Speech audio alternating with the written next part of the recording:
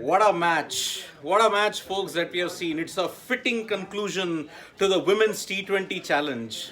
But we have to ask the question, too little matches, but high on quality. In the end of the day, we have seen Supernovas, led by Harmanpreet Kaur, defeat Deepti Sharma-led Velocity by 4 runs. And now they are the 3-time champions of the Women's T20 Challenge.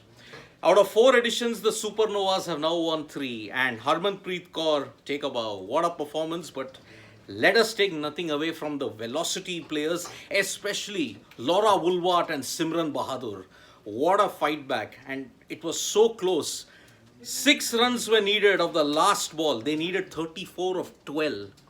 But in the end, Sophie Eccleston somehow kept her nerve, and Supernovas have won by just 4 runs.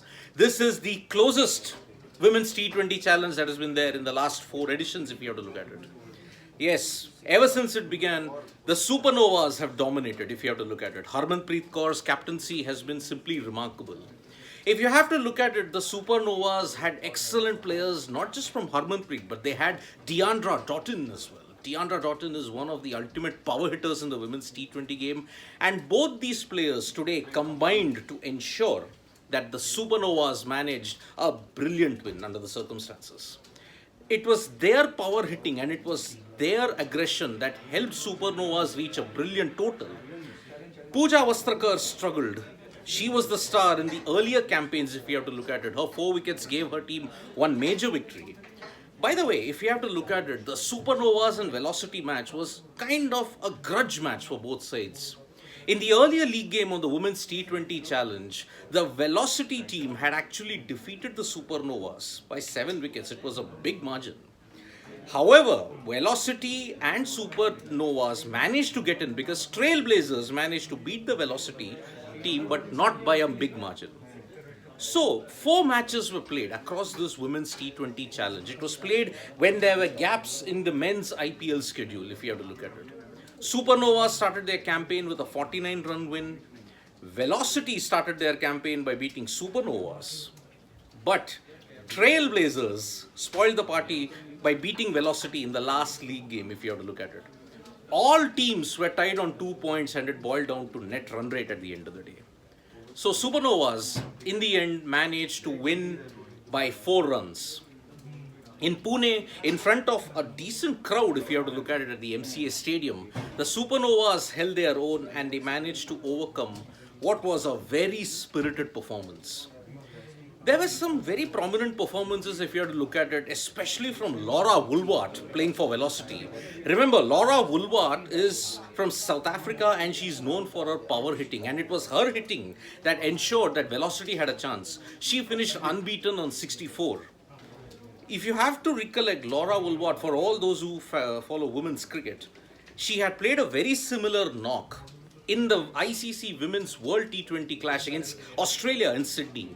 That rained out match, which was a truncated match, Laura Woolwart had kept South Africa in the game, but Australia in the end proved to be the difference maker. They were the champions that they were, and they somehow fended off Woolwart's challenge, if you have to look at it. Maina says, what am I? Simran and Laura set the stage on fire. I mean, Simran Bahadur, those 4s that she hit of Pooja Vastrakar, clean hits, over long leg, down the ground, 1 bounce 4s, they were simply a treat to watch. And Simran Bahadur, let us make no mistake about it, she is a pretty decent bat. Under pressure situation, she has held her own, especially in the domestic one-day setup when the teams were playing. So, Laura Woolwart and Simran Bahadur, that partnership gave Velocity's sinking hopes lot of morale. If you have to look at it, the game was already lost when Shafali Verma, Velocity's ultimate batter, was dismissed by Deandra Doughton. Doughton to Verma, 2 power hitters and 2 aggressive players. But when Shafali Verma got out, it was simply a bridge too far, one might say. But Laura Woolwart and Simran Bahadur take a bow. There was also a contrasting fortune for Kiran Navgire. Now, this batter has been in the news for all the right reasons, if you have to look at it. Kiran Navgire in the previous game smashed a magnificent 69, 5 sixes and 5 fours. She's a power hitter. And there is an interesting backstory to Kiran Navgire. She hails from Solapur, but she currently plays for Nagaland in the women's one-day tournament. Kiran Navgire made cricket not her first sport. She was actually an athlete. She was good in javelin, in the 100-meter dash, and she also was good in the shot put. She reckoned that what was a career in cricket. She said, I have the career in cricket I can't even think of because she may not make it. But what inspired her? It was MS Dhoni's six hitting ability.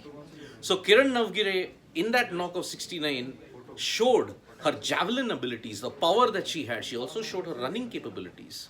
And that was the knock which put her on the limelight. But in this match, she unfortunately struggled. 0 of 13 balls. It was an epic struggle for her.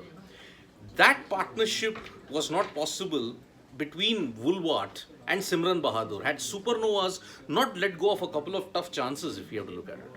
Towards the end, Vastrakar struggled, so that is why we saw that they could claw back into the game. So, the Women's T20 Challenge has ended.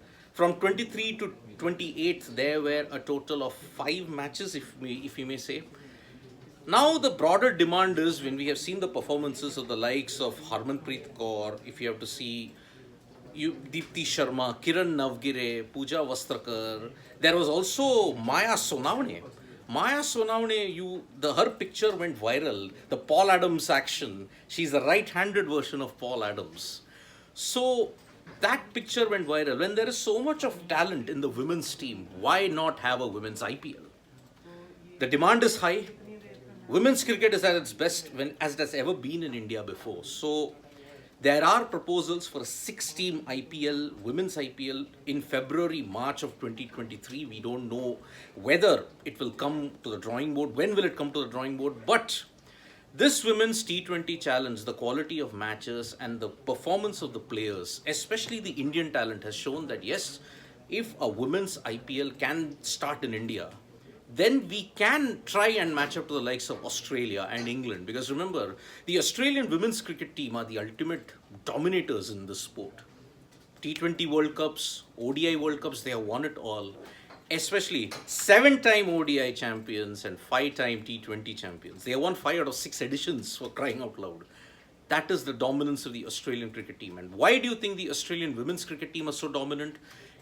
Partly because of the Women's Big Bash League that has totally revolutionized the way how women's cricket has been played. Even in England, there is a breakaway T20 league also, which is making big waves, and especially the 100. The 100 in the women's edition has helped women's cricket big time. Not just India, but after this season, currently, what is going to happen in the West Indies, even the women's CPL is going to begin. So everywhere there are giant strides being made. In India, unfortunately, the BCCI will have 2 issues. One, whether there will be a window available. And second, broadcasters have expressed their interest, and so have franchises. Even if you may say, the Rajasthan Royals have expressed a desire to launch a women's IPL team in the near future. Will they live up to their word after this women's T20 challenge is really, really important if you have to look at it. So the big news, there is no IPL, but there was the women's T20 challenge, and the Supernovas have won. They are now the 3-time champions of the women's T20 challenge. Just see the women's umpiring. Well, there was a bit of a controversial moment, Manak. If I have to look at it, in the previous over, Vastrakar bowled a short ball down the leg side. Simran Bahadur tried to connect it with a pull shot, but she missed. It was not signalled a wide.